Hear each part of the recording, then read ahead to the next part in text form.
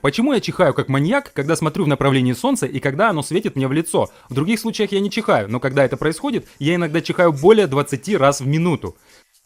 На самом деле это настоящий рефлекс. Это называется световым рефлексом чихания, но на самом деле это наследственное и врожденное. От 18 до 35% населения на самом деле имеют этот рефлекс. Это люди, которые при виде солнечного или другого типа света более склонны к чиханию. Это из той же категории, если кто-то что-то ест, а потом чихает. Так что в этом нет ничего плохого, и вы можете просто обвинить своих предков в том, что они подарили вам этот дар чихания.